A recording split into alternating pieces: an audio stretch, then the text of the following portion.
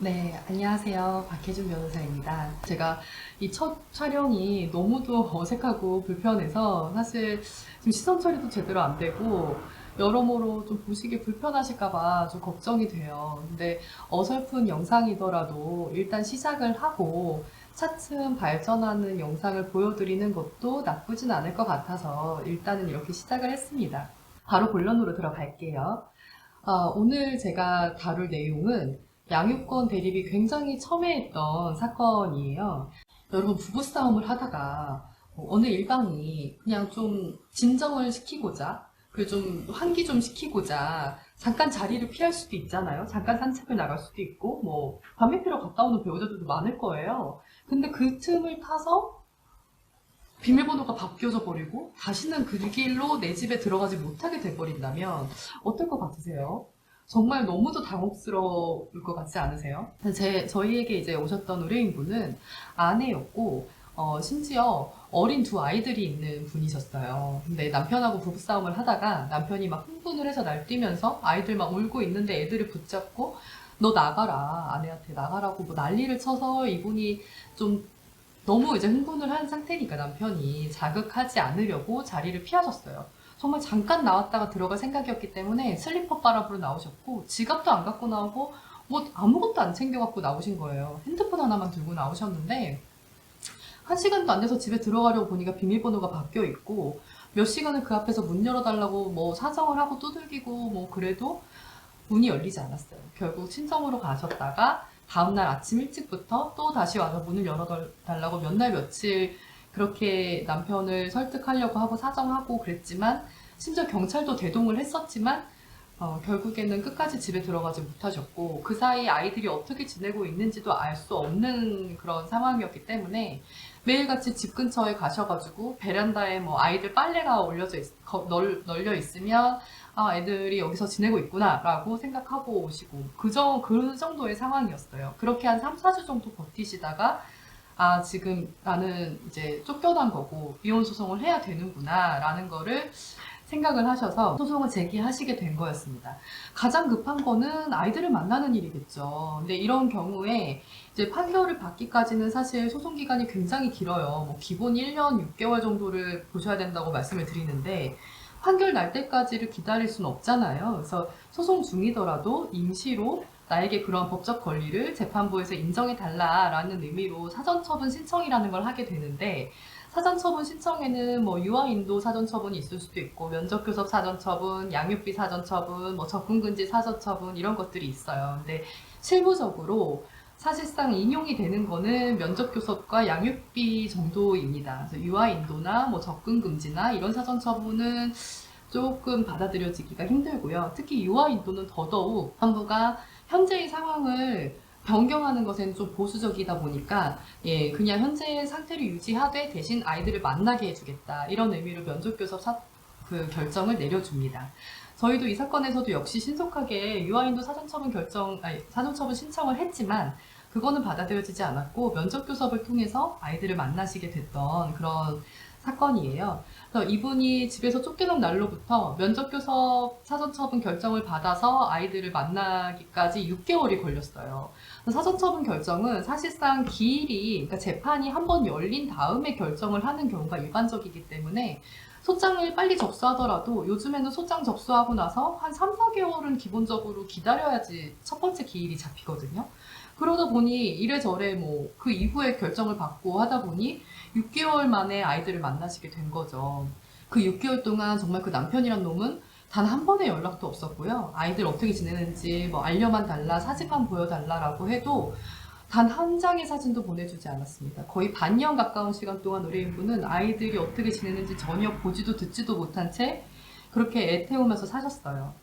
아주 힘든 이혼소송 과정이었는데 일단은 양육권 부분에 있어서 기본적인 전제로 말씀을 드릴 부분이 많은 분들이 이제 양육권은 아이들이 어리면 엄마가 유리하다라고 알고 계세요. 어느 정도 맞는 말인데 사실 아이들이 어리면 어릴수록 엄마에게 유리한 게 맞기도 하고요.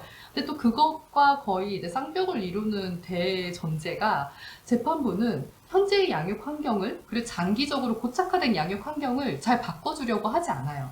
그래서 그 부분을 바꾸는 것이 굉장히 또 어려운 문제입니다. 근데 이 사건 같은 경우에는 이제 아이들이 어린 편이기는 했는데 엄마라고 해서 무조건 안심할 수 있는 그런 상황은 또 아니었어요. 그래서 저희가 왜냐하면 지금 아이들이 아빠 쪽에서 키워지고 있는데 굉장히 뭐 문제 없이 잘 지내고 있고 원래 지내던 환경이었고 뭐 경제적으로나 뭐 여러 가지 환경적인 측면에서 아빠의 양육 환경도 장점이 굉장히 많았습니다.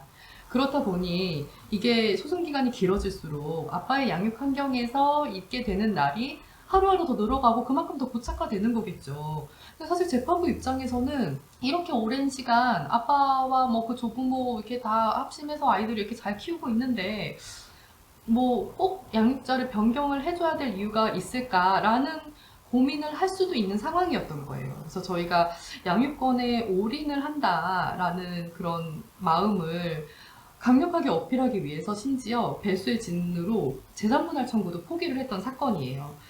재산분할 심리는 이제 그 재산분할 심리를 하게 되면 또 그만큼 소송기간도 좀 길어지게 되고 근데 그런 거에 반해서 이 사건은 물론 재산분할금이 그렇게 크진 않았으니까 그거를 포기해야지 양육권이 인정되고 이런 의미는 아닙니다. 근데 어쨌든 이 사건에 있어서는 저희도 이제 의뢰인분하고 상의를 충분히 거쳤고 재산 분할에 있어서는 이제 예상되는 금원은 이 정도인데 이거를 받자고 진짜 몇 달을 또 끌고 끄는 것보다는 양육권에 올인을 해서 재판부한테 강력하게 어필을 하자라고 해서 그런 전략까지 세웠던 사건이었어요. 뭐 결론은 1심에서 어쨌든 승소를 했고요. 근데 피고 쪽에서 남편 쪽에서 항소를 했습니다. 그래서 아이들을 인도하지 않은 채로 항소를 했고 그렇다 보니까 또 항소심만큼 아이들이 아빠의 양육 환경에 있는 기간이 또 길어지게 된 거예요. 그래서 저희 입장에서는 당연히 신속하게 재판을 빨리 끝내려고 했지만 상대방 쪽에서 또 예상외의 변수였는데 항소심에서 정관 변호사를 선임을 했어요. 그래서 정관 변호사를 선임하고 물론 뭐 정관 예우나 이런 것들이 저는 믿고 싶지 않습니다. 그리고 지금은 그런 것들이 남아있을 거라고 생각하고 싶지 않아요. 실제로 그렇다고 저는 느끼고 있어요. 그런데 어쨌든 저희가 생각했던 것보다는 항소심이 조금 더 길어졌었고 결국 총 소송 기간이 한 2년 이상이 걸렸던 사건이었어요. 그럼 항소심 재판부 입장에서는 2년이 넘도록 그리고 아이들이 그만큼 더 컸잖아요. 나이도 더 들었잖아요. 2살씩 더 먹은 거 아니에요. 그만큼 엄마의 손길이 절대적으로 필요한 나이는 또 지나간 거죠. 그리고 아빠의 양육 환경에서 2년 넘게 잘 크고 있었고 그럼 더더욱 환경을 바꾸는 것에 조금 주저했을 법한 사건이기는 한데 결국 항소심에서도 저희가 이겼고 그래서 무사히 아이들이 엄마에게 인도되었던 그런 사건이에요. 제가 이 사건을 소개시켜 드리는 이유는 첫 번째로 양육권 판단에 있어서 재판부는 이제 기존의 양육 환경을 변경하는 것에 굉장히 보수적이다.